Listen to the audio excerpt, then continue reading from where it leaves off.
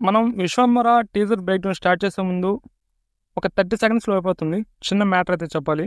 మన production houses ఒక positive విషయాన్ని ఎంత పాజిటివ్‌గా తీసుకుంటారో, ఒక నెగెటివ్‌ని కూడా అంతే పాజిటివ్‌గా తీసుకుంటారని కోరుకుంటున్నాను. నేను ఏదైనా గానీ ఆ యొక్క టీజర్‌లో ఉన్న ఫ్యాక్ట్స్‌ని అయితే మాట్లాడతాను. అది మీకు పాజిటివ్‌గా హిట్ అయినా, నెగెటివ్‌గా హిట్ అయినా మేమేం పర్సనల్ టార్గెట్ చేయాలని అయితే మా ఉద్దేశ్యం అయితే కాదు. ఎవరిని కూడా ఏ పర్సనల్ టార్గెట్ చేయాల్సిన అవసరం లేదు. Just our views on only the film, the output you have given. That's it అంతే. సో, వేరే వాళ్ళు చేసినట్టుగా అలాంటి పనులు చేయకుండా ఉంటే చాలు. I think you got it. Director Vassishta యొక్క క్రియేటివిటీ, ఐడియాలజీ అండ్ ఆయన యొక్క విజన్ అంటే నాకు చాలా ఇష్టం అండ్ గౌరవం కూడా. ఈ యొక్క 'విశ్వంబర' టీజర్‌లో నాకు నచ్చిన ఇంకొక స్పెషల్ అట్రాక్టివ్ థింగ్ ఏంటంటే, మేబీ ఇది కొంతమందికి నచ్చొచ్చు, నచ్చకపోవచ్చు. బట్ నాకు టీజర్ చూసిన తర్వాత స్ట్రైక్ అయిన ఒకే ఒక పాయింట్ ఏంటంటే, మన చిరంజీవి గారి లుక్స్ అనే చెప్తాను. చిరంజీవి గారు కమ్‌బ్యాక్ ఇచ్చిన తర్వాత బెస్ట్ లుక్స్ అంటే మాత్రం ఒకటి 'సైరా' అండ్ 'విశ్వంబర' అని అయితే చెప్తాను. ఈ యొక్క పాయింట్‌ని నేను రైజ్ చేయడానికి కారణం ఏంటంటే, చిరంజీవి గారి ఆఫ్ స్క్రీన్ లుక్స్ అయితే అదిరిపోతాయి నిజం చెప్పాలంటే. ఆఫ్‌కోర్స్ మన మెగా ఫ్యామిలీ యొక్క ఆఫ్ స్క్రీన్ లుక్స్ గురించి చెప్పాల్సిన పని లేదనుకోండి. సో, అది వేరే విషయం. సో, ఇంత బాగున్న లుక్స్‌ని అయితే తీరా మూవీస్‌కి వచ్చే లోపలికి ఏదో ప్లాస్టిక్ సర్జరీ చేసినట్టు, క్యారీ బ్యాగులు పెట్టేసి, ఏదో ష్రింక్ చేసినట్టు రకరకాలుగా అయితే పెడుతుంటారు. చాలా దరిద్రంగా అయితే ఉంటది చూడడానికి. బట్ మన వశిష్ఠ గారు మాత్రం కొంచెం స్పెషల్ కేర్ తీసుకున్నారని అయితే అర్థమవుతుంది. అది మాత్రం నాకైతే చాలా చాలా బాగా నచ్చిందని చెప్పాలి. సో, మీలో చాలామందికి అనిపించొచ్చు, అసలుకి బ్రేక్ డౌన్ వదిలేసి ఇలాంటి పాయింట్లు ఎందుకు చెప్తున్నావని. ఈ టీజర్ చూసిన తర్వాత నాకు అనిపించిన ఫస్ట్ థింగ్ ఏంటంటే, గట్టిగానే ఆర్టిఫిషియల్ ఇంటెలిజెన్స్‌ని వాడుతున్నట్టు క్లియర్‌గా అయితే అర్థమవుతుంది. బట్ ఒక మూవీ పరంగా వచ్చినప్పుడు దాన్ని ఎంత గట్టిగా అండ్ ఎంత ప్రాపర్‌గా పుల్ ఆఫ్ చేస్తారనేది ఇక్కడ వచ్చిన మెయిన్ థింగ్. వన్స్ ఇది గానీ పర్ఫెక్ట్‌గా గానీ పుల్ ఆఫ్ చేయగలిగితే this is going to be the next big thing. As of now అయితే టీజర్ పరంగా మొత్తం కార్టూనిష్‌గానే ఉంది. అంత గొప్పగా అయితే అసలుకి ఏమీ లేదు. చూద్దాం, ఇంకా రిలీజ్‌కి టైం ఉంది కాబట్టి అప్పుడు మళ్ళీ మాట్లాడుకుందాం. టీజర్‌లో చాలా వరకు హాలీవుడ్ మూవీస్ నుంచి కొట్టేసిన సీన్స్ అయితే చాలానే ఉన్నాయి. ఐ మీన్ తస్కరించుట. ఇంకా టీజర్ స్టార్టింగ్‌లో ఈ యొక్క గెలాక్సీ యొక్క ఫుటేజ్ ఉంటుంది కదా, ఇది యాజ్ టీజ్‌గా మనకైతే అవెంజర్స్ ఇన్ఫినిటీ వార్‌లో కూడా దీన్నంతా గమనించొచ్చు. నేనేం కొత్తగా కల్పించి చెప్పడం కాదు. ఒకసారి మీరు టీజర్‌ని అయితే చెక్ చేయండి, యూట్యూబ్‌లోనే ఉంటుంది, మీకే అర్థమవుతుంది. తర్వాత షాట్లో ఈ యొక్క డ్రాగన్ లైక్ క్రియేచర్స్‌ని అయితే మనం అబ్జర్వ్ చేయొచ్చు. అండ్ ఆ యొక్క చివరిలో ఒక ఇద్దరు పర్సన్స్ అయితే ఏదో తీక్షణంగా మాట్లాడుకుంటూ ఉంటారు. వాళ్ళు అక్కడ ఏం మాట్లాడుకుంటున్నారంటే, ఈ యొక్క డ్రాగన్స్‌ని మనం అవతార్ 1 నుంచి లేపేస్తామా, 2 నుంచి లేపేస్తామా అని చెప్పి ఆలోచిస్తుంటారనమాట. సో, వాళ్ళకి కన్ఫ్యూజన్ లేకుండా నేనైతే చెప్పేస్తాను మీకు. ఆ యొక్క డ్రాగన్ క్రియేచర్స్ అనేటివి మనకు అవతార్ 1 నుంచి అయితే మనకు ఇన్స్పైర్ అయితే క్రియేట్ చేశారు.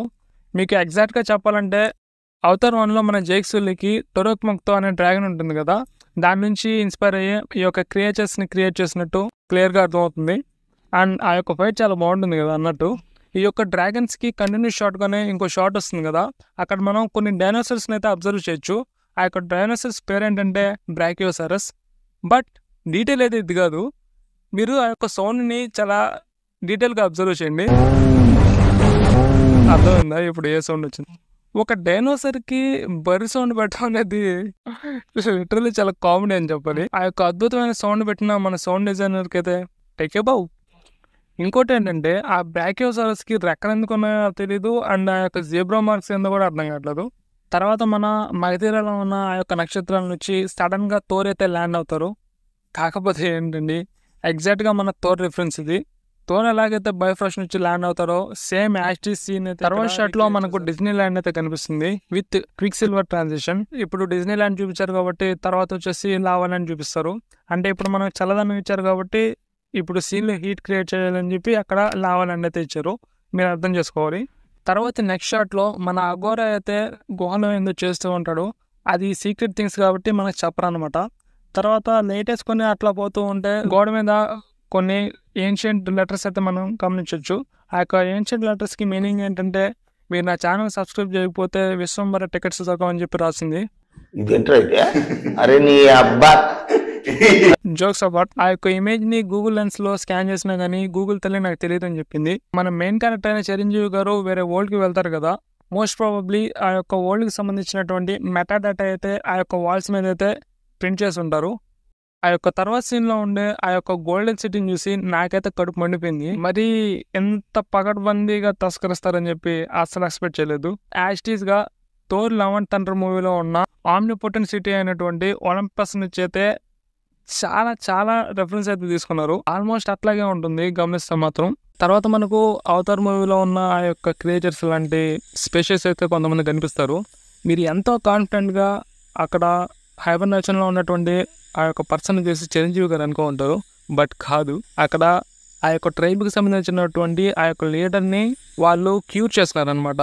సంథింగ్ ఏదైనా డిసీజ్ నుంచి కావచ్చు ఆర్ వాట్ ఎవర్ మేబీ అతన్ని క్యూర్ చేయడానికే తలపెట్టారు. నెక్స్ట్ ఈ యొక్క ఎంటైర్ టీజర్లో ఏదన్నా కొద్దిగా గొప్ప బాగుందంటే అది మన చిరంజీవి గారి ఎంట్రన్సే.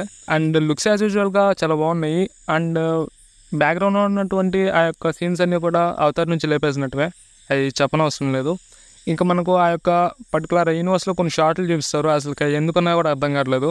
ఏదో హీరోయిజం చూపించినట్టు ఉంది. గ్రాఫిక్స్ అయితే అక్కడ కూడా దరిద్రంగా అయితే ఉంది. సో ఆ విధంగా మనకు టీజర్ అయితే ఎండ్ అయిపోతుంది. ఇంకా అది విషయం అయితే నేను అందుకనే మీకు స్టార్టింగ్లో కూడా మన చిరంజీవి గారి లుక్స్ గురించి అంత పర్టికులర్గా చెప్పడానికి రీజన్ అయితే ఇదే. ఇంకా ట్రేజర్లో చెప్పుకునే విధంగా అసలు ఏమీ లేదు. ఈ మూవీ ఎలా ఆడుతుందో ఇంకా చూడాల్సిందే.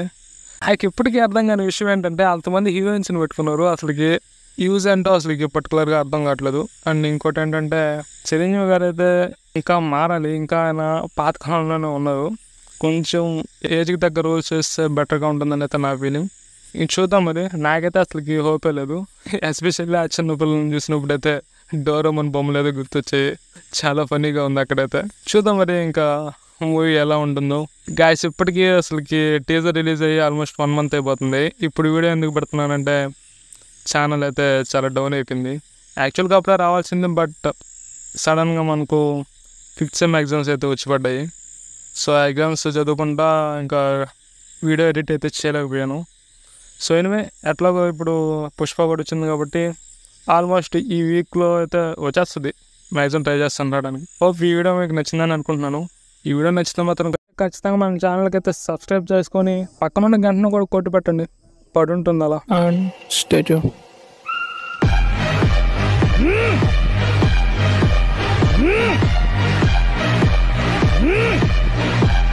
నేను తాగితే చిన్న బార్లని ఏర్లైతే వీర్లని లైన్ కడతా మైక్ పట్టి స్టేజ్ ఎక్కితే బోట్లన్నీ